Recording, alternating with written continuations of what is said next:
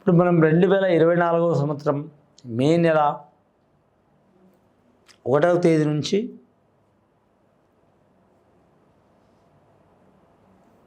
31వ తేదీ వరకు ద్వాదశ రాశిలో 10వ రాశి మకర రాశి వారి జ్యోతిష్యం భూత భవిష్యత్తు వర్ధమానం ఎలా ఉందో చూద్దామంది. గవ్వల శాస్త్రం వేసి ఈ గవ్వల శాస్త్రాన్ని లకుట ప్రశ్న శాస్త్రం అంటారు, అలాగే చింతామణి శాస్త్రం అంటారు. ఈ గవ్వలు వారి పేరు మీద వేసి అంటే గవ్వలు వేసండి వాటిని లెక్కబెట్టి కౌంట్ చేసి మకర రాశి వారి జ్యోతిష్యం ఎలా ఉందో 2024వ సంవత్సరంలో, అలాగే ఈ క్రోధినామ సంవత్సరంలో, అలాగే ఈ అలాగే ఈ మే నెలలో 1వ తేదీ నుంచి 31వ తేదీ వరకు భూత భవిష్యత్తు వర్ధమానం ఎలా ఉందో యోగ బలం చూద్దామండి.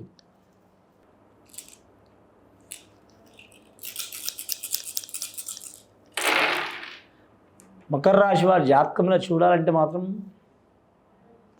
1, 2, 3, 4, 5, 6 గవ్వలు పడ్డాయండి. శుక్రమహారదశి పడ్డది. మకర రాశి వారి జాతకంలో చూడాలంటే మాత్రం క్షేత్రస్థాయిలో మాత్రం శుభస్థానం నడుస్తుంది వీరి జాతకబలానికి. అలాగే వీరి జాతకంలో చూడాలంటే మాత్రం ధనం మాత్రం విపరీతంగా ఖర్చు అవుతుంది. ఆరోగ్యంలో మాత్రం ఇబ్బందులు వచ్చే అవకాశం ఉన్నాయి. సంసారంలో చికాకులు వచ్చే అవకాశం ఉన్నది.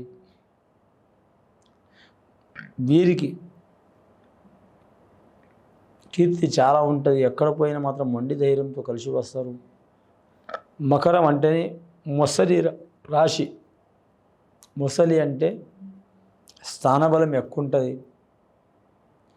వారు ఒక స్థానం అంటూ కాదు, ఏ స్థానంలో పోయినా సరే మాత్రం ఒక సైన్యాన్ని నిర్మించుకున్నంత పని చేస్తారు. ఎక్కడ పోయినా సరే మాత్రం తెలిసి వచ్చే అవకాశాలు చాలా ఉంటాయి. యథార్థవాది లోక విరోధి అంటారుగా, అలాంటి స్వభావం ఉంటుంది వీరి కాడ, కపటం ఉండదు. అలాగే శ్రీ వెంకటేశ్వర స్వామి పుట్టింది కలియుగ దైవం. శ్రావణ నక్షత్రంలో మకర రాశులు నుండి శ్రావణ నక్షత్రం వారికి చాలా వరకు శుభయోగాలు ఉంటాయి. అలాగే చాలా ఇబ్బందులు కూడా ఉంటాయి.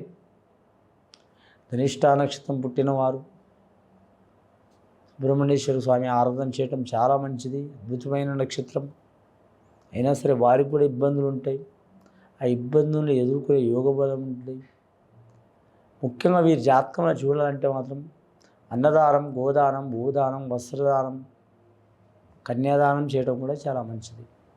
కన్యాదానం అంటే కళ్యాణం చేయడం కూడా చాలా మంచిది. ఇల్లు కట్టడం, నిర్మించడం, కొనడం, తీసుకోవడం మాత్రం చాలా వరకు ఇబ్బందికరం ఉంటుంది. అన్నదమ్ములతో సహకారం ఉండదు. ఆరోగ్యంలో మాత్రం ఖచ్చితంగా ప్రభావం వచ్చే అవకాశం ఉంటుంది వీరి జాతక బలంలో. నమ్మిన వారు మోసం చేసే అవకాశం ఉంటుందండి. చాలా జాగ్రత్తలు పాటించాలి. రెండవసారి గవ్వలే చూద్దామంటే మొదటిసారి 6 గవ్వలు పడ్డాయి.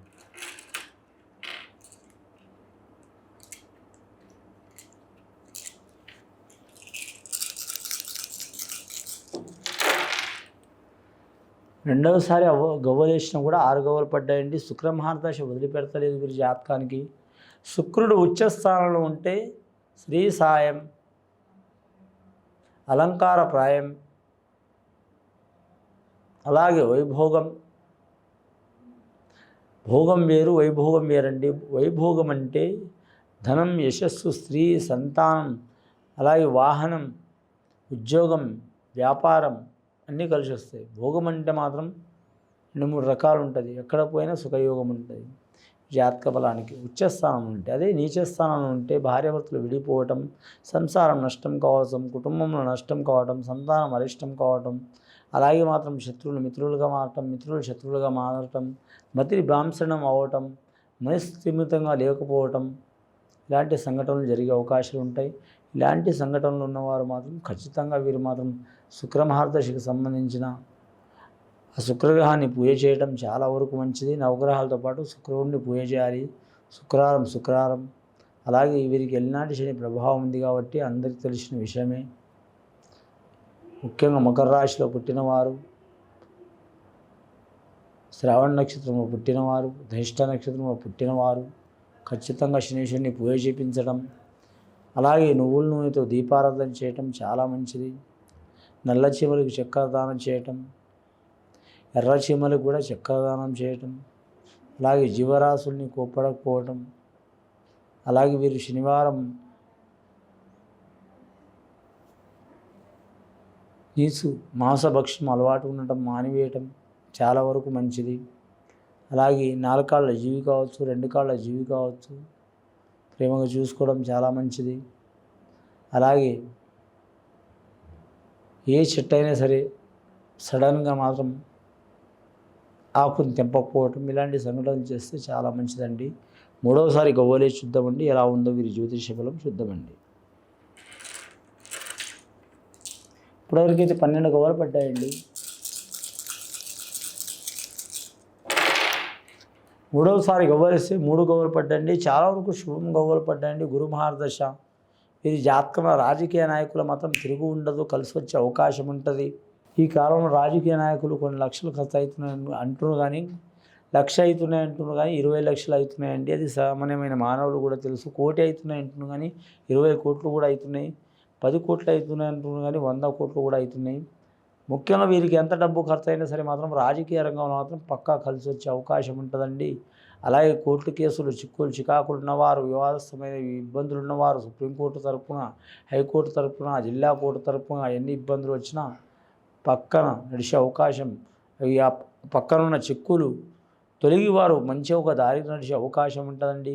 అలాంటి సంఘటనలు, చిక్కులు, చికాకులు వెళ్ళిపోవాలండి. వీరు ఖచ్చితంగా మీరు జాతకంలో చూడాలంటే అనాథ బాలికల్ని, బాలల్ని, అలాగే దివ్యాంగుల్ని, అలాగే చేతకాని వారిని, అలాగే మాత్రం వృద్ధాశ్రమంలో ఉన్న వృద్ధులను సేవ చేయడం చాలా వరకు మంచిది. సేవ చేయటం అంటే ₹1,00,000 ఇచ్చిపోవడం, 2 లక్షలు ఇచ్చిపోవడం, 10 లక్షలు ఇచ్చిపోవడం కాదండి. వీరు 100 ఇచ్చినా, ₹1,00,00,000 ఇచ్చినా అప్పుడప్పుడు అబ్జర్వేషన్లు చూసుకోవడం చాలా మంచిది. అందులో వీరు ₹1 కూడా మాత్రం తినవద్దు.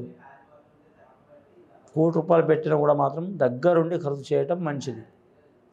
ఎందుకంటే మాత్రం ₹1,00,00,000 ఇచ్చేటోళ్ళు ఉంటారు, కానీ ఎవరు ఎంత తింటుండ్రు, ఎవరు ఎంత ఖర్చు చేస్తుండ్రు, ఎక్కడ కరెక్ట్ అవుతుంది, ఎక్కడ రాంగ్ అవుతుంది, ఎక్కడ రైట్ అవుతుంది అనేది అబ్జర్వేషన్లో ఉండరు కాబట్టి ఇబ్బందులు పడతారు.